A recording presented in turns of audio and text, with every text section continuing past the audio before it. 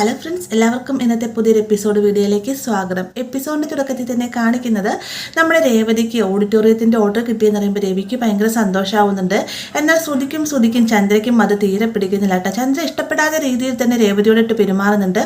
എന്നാൽ ഇതൊന്നും കണക്കാക്കാതെ തന്നെ രവി അതിനെല്ലാം തന്നെ തക്ക മറുപടിയും കൊടുക്കുന്നുണ്ട്. അതിനുശേഷം രേവതിയോടായിട്ട് പറയുന്നുണ്ട്, മോളിങ് തന്നെ അച്ഛൻ കഴിച്ചോളാം, ബാക്കി എല്ലാവർക്കും കൊടുക്കുക എന്നും പറഞ്ഞുകൊണ്ട് ഈ ഒരു ലഡു എടുത്ത് കഴിക്കുന്നുണ്ടായിരുന്നു. അതിനുശേഷം ചന്ദ്രയുടെ അടുത്തേക്ക് രേവതി ചെല്ലുന്ന സമയത്ത് ചന്ദ്ര പറയുന്നുണ്ട്, എന്തായാലും കൊണ്ടുപോകുന്നില്ല, കഴിച്ചേക്കാം എന്നിട്ട് എടുക്കാൻ തുടങ്ങുന്ന സമയത്ത് ശ്രുതി വേഗം തടയാണ്ട്, അമ്മേ നമ്മളിന്ന് വ്രതമാണ്, ഇതൊന്നും കഴിക്കാൻ പാടില്ല എന്ന് പറഞ്ഞ് തടയുന്നുണ്ട്. അതിന് ശേഷം ശ്രുതിയും അതുപോലെ തന്നെ ശ്രീകാന്തും എല്ലാവരും തന്നെ എടുത്തതിന് ശേഷം വർഷയുടെ അടുത്തേക്ക് ചെല്ലുന്ന സമയത്ത് ചന്ദ്ര പറയുന്നത്, നീ അവളുടെ അടുത്തേക്ക് കൊണ്ടുപോകുന്നു വേണ്ട, അവൾക്ക് പിണക്കുമെന്ന് പറഞ്ഞാൽ പിണക്കം തന്നെയാണെന്നൊക്കെ പറയുന്നുണ്ട്. എന്നാൽ വർഷ രേവതി നോക്കിയപ്പോൾ അതേ കണ്ണുറുക്കി കാണിക്കുന്നുണ്ട്.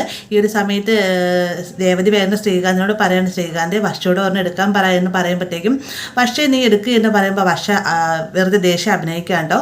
പെട്ടെന്ന് രവി പറയുന്നത്, മോളെ വർഷേ ഭക്ഷണത്തിനോട് ഒരിക്കലും ദേഷ്യം കാണിക്കരുത്, സന്തോഷത്തോടു കൂടി ഒരാൾ തരുന്ന സമയത്ത് അത് മേടിക്കണമെന്ന് പറയുമ്പോഴത്തേക്കും താ എന്നും പറഞ്ഞുകൊണ്ട് രേവതിയുടെ കയ്യിൽ നിന്നാണ് മേടിച്ചതിന് ശേഷം കൺഗ്രാജുലേഷൻ പറയുന്നുണ്ട്. എന്നാൽ ഇതൊന്നും ഇഷ്ടപ്പെടാത്ത രീതിയിൽ തന്നെ ഇരിക്കുകയാണ് ചന്ദ്ര. ആ ഒരു സമയത്താണ് സച്ചി അങ്ങോട്ടേക്ക് വന്ന്. സച്ചി വന്നതിന് ശേഷം ഇന്നെന്താ വിശേഷം എന്ന് ചോദിക്കുന്ന സമയത്താണ് ഇങ്ങനെ ഒരു ഓർഡർ കൊടുത്തിട്ടുണ്ടായിരുന്നില്ലേ സച്ചിയുടെ, അത് തനിക്ക് കിട്ടിയെന്ന് പറയുമ്പോൾ സച്ചിക്ക് ഭയങ്കര സന്തോഷമാകും. സച്ചി വേഗം തന്നെ രേവതിക്ക് കൈ കൊടുക്കുകയാണ്. അപ്പോൾ ഇതൊരു സന്തോഷവും അതുപോലെ തന്നെ രേവതിക്ക് പുതിയൊരു വരുമാന മാർഗവും കിട്ടാൻ പോകുന്നു എന്നുള്ളൊരു ദേഷ്യത്തിൽ തന്നെ ഇരിക്കുകയാണ് ചന്ദ്ര. ഇതിന് സച്ചി പറയുന്നുണ്ട്, ഇതെന്തായാലും നമുക്കൊരു ആഘോഷമാക്കണ്ടേ അച്ഛ എന്ന് ചോദിക്കുമ്പോൾ തീർച്ചയായിട്ടും എന്താ ചെയ്യേണ്ടതെന്ന് ചോദിക്കുമ്പോഴത്തേക്ക് എന്ന് നമുക്ക് ബിരിയാണി തന്നെ ആക്കി കളയാമെന്ന് സച്ചി പറയുന്നുണ്ട്. എന്നാൽ ഞാനിന്ന് ഉണ്ടാക്കാൻ കൂടാമെന്ന് ശ്രീകാന്ത് പറയുന്ന സമയത്ത് ഇപ്പം നീ പണി കഴിഞ്ഞിട്ട് വന്നിട്ടുള്ളൂ, ഇനി ഇവിടെ ഉണ്ടാക്കാൻ നിൽക്കുന്ന എന്തിനാണെന്ന് ചന്ദ്ര ചോദിക്കുന്നുണ്ട്. അതൊന്നും എനിക്കൊരു കുഴപ്പമില്ല, രേവതി ചേച്ചിക്ക് വേണ്ടിയിട്ടല്ലേ, എന്തായാലും ഇന്ന് ബിരിയാണി നമുക്ക് തകർക്കാം എന്ന് പറയാണ്. ഈ ഒരു സമയത്താണ് രേവതി സച്ചിയുടെ ഒരു നിമിഷം നിന്നേ എന്ന് പറഞ്ഞുകൊണ്ട് തനിക്ക് കിട്ടിയിരിക്കുന്ന അഡ്വാൻസ് 10,000 രൂപ സച്ചിയുടെ കൈകളിലേക്കായിട്ട് കൊടുക്കാണ്ട്. ഇതും കൂടെ കാണുമ്പോഴത്തേക്കും ശ്രുതിയുടെയും ചന്ദ്രയുടെയും കണ്ണ് തള്ളുകയാണ്. കാരണം ഒരു ഒറ്റ ദിവസത്തെ രേവതിയുടെ വരുമാനമാണ് 10,000 രൂപ എന്നത്. അതുകൊണ്ട് തന്നെ 3 പേരും പരസ്പരം മുഖത്തോട് മുഖം നോക്കുന്നതിനാൽ ശ്രീകാന്തിനും വർഷയ്ക്കും രവിക്കും അതിലുപരി സച്ചിക്കും ഭയങ്കര സന്തോഷമാവുകയാണ്.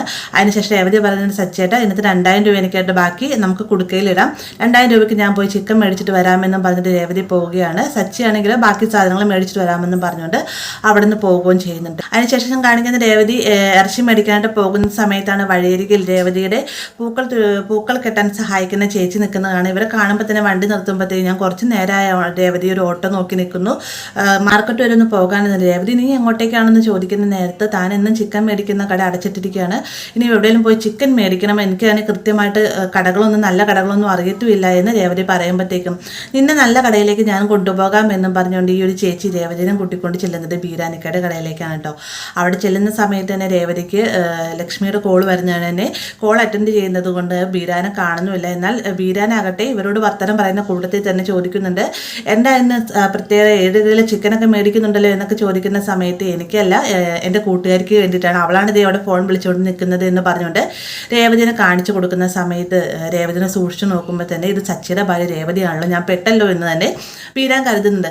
വേഗം തന്നെ ബീരാൻ മുഖം മറക്കാട്ടെ. അപ്പോൾ രേവതി വരുമ്പോൾ കാണുന്നത് മുഖം മറച്ചു നിൽക്കുന്ന ബീരാനെയാണ്. വേഗം തന്നെ രേവതിയുടെ കൂട്ടുകാരി ചേച്ചി ചോദിക്കുന്നത്, എന്ത് പറ്റി ബീരാനൊക്കെ വേഗം മുഖം മറിച്ചത്, ജലദോഷവും പനി തുമ്മലൊക്കെയാണോ എന്ന് ചോദിക്കുമ്പോൾ സൗണ്ട് മാറ്റിയാണ് ബീരാൻ മറുപടി പറയുന്നത്.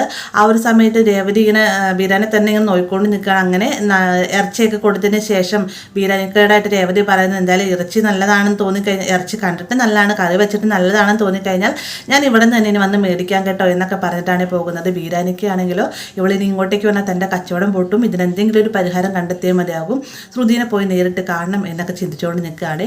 ഇതേ സമയം തന്നെ സച്ചി ബിരിയാണിക്ക് വേണ്ടിയുള്ള ചെമ്പും പാത്രങ്ങളൊക്കെ എടുത്ത് അകത്തേക്ക് വരുന്ന സമയത്ത് ചന്ദ്ര ചോദിക്കുന്നത്, ഇത് എങ്ങോട്ടേക്കാണ്, ഞങ്ങൾ വ്രതത്തിലാണെന്ന് അറിയാൻ പാടില്ല, പുറത്ത് പോയി ഉണ്ടാക്കുക എന്ന് പറയുമ്പോഴത്തേക്കും ശ്രീകാന്ത് പറയുന്നുണ്ട്, അത് ശരിയാ സച്ചിയായിട്ട് കുറച്ചധികം പേർക്ക് നമുക്ക് ഉണ്ടാക്കാനുള്ളത്, അതുകൊണ്ട് തന്നെ നമുക്ക് പുറത്ത് പോയിട്ട് ഉണ്ടാക്കാമെന്നും പറഞ്ഞുകൊണ്ട് എല്ലാ സാധനങ്ങളും എടുത്തുകൊണ്ട് പുറത്തേക്ക് പോകട്ടോ. ഭക്ഷണം ഉണ്ടാക്കാൻ പോകുന്ന സമയത്ത് വർഷയും കൂടെ പോകാനിരിക്കുമ്പോഴാണ് ചന്ദ്ര ചോദിക്കുന്നത്, നീ ഇത് എങ്ങോട്ടേക്കാണ് വർഷം, നീ അതിന് ഇവരുമായിട്ട് പിണക്കത്തിലല്ല, അതുകൊണ്ട് തന്നെ രേവതി ഉണ്ടാക്കുന്ന ഭക്ഷണം നീ എന്തിനാണ് കഴിക്കുന്നതെന്ന് ചന്ദ്ര ചോദിക്കുന്ന നേരത്ത് രേവതി ചേച്ചി ഉണ്ടാക്കുന്ന ഭക്ഷണം തന്നെയല്ലേ ഞാൻ എന്നും കഴിക്കുന്നത്, പിന്നെ ഇപ്പം ഇതിന് മാത്രം വ്യത്യാസം എന്താ, പിണക്കം ഭക്ഷണത്തിനോട് കാണിക്കേണ്ട കാര്യം എനിക്കില്ല, എനിക്ക് വിശന്നാൽ കഴിക്കണം എന്ന് പറഞ്ഞിട്ട് വർഷ ഇവരുടെ കൂട്ടത്തിൽ തന്നെ പോകുന്നുണ്ട്. ഇവർ പോയതിന് തൊട്ട് പിന്നാലെ തന്നെ ശ്രുതിയാണെങ്കിലോ അവരിന്ന് ബിരിയാണി ഉണ്ടാക്കി കഴിക്കാൻ പോവുകയാണല്ലോ അമ്മ എന്ന് ചോദിക്കുമ്പോഴത്തേക്കും അവർ കഴിക്കാൻ പോകുന്ന ഈ കാര്യം എനിക്കൊന്നും തന്നെ കഴിക്കാൻ സാധിക്കുന്നില്ല എന്ന് പറഞ്ഞിട്ട് ശ്രുതിന് ദേഷ്യപ്പെടുകയാണ്.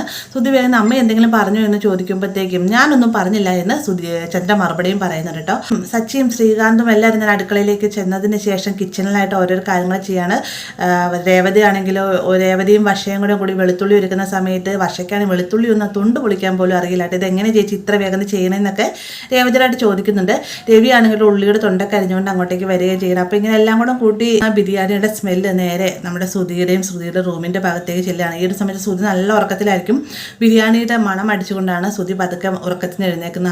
നല്ല ബിരിയാണിയുടെ സ്മെല്ല് എന്ന് പറഞ്ഞുകൊണ്ട് മണം പിടിച്ചുകൊണ്ട് നിൽക്കുകയാണ്. തൊട്ടപ്പുറത്ത് ശ്രുതിയോട് കേട്ടോ. ഇതേ സമയം തന്നെ ചന്ദ്രയാകട്ടെ പുറത്തേക്ക് ഇറങ്ങി വരുമ്പോഴത്തേന് ഈ ഒരു സ്മെല്ലാണ് അടിക്കുന്നത്. കൊതിയോറ് നിൽക്കുകയാണ് ഇവർ 3 പേരും. ആ ഒരു ഭാഗത്തോടെ ഇന്നത്തെ എപ്പിസോഡ് അവസാനിക്കുന്നത്. വീഡിയോ ഇഷ്ടമായ ലൈക്ക് ചെയ്യാനും കൂടെ ചാനൽ സബ്സ്ക്രൈബ് ചെയ്യാനും മറക്കരുത്.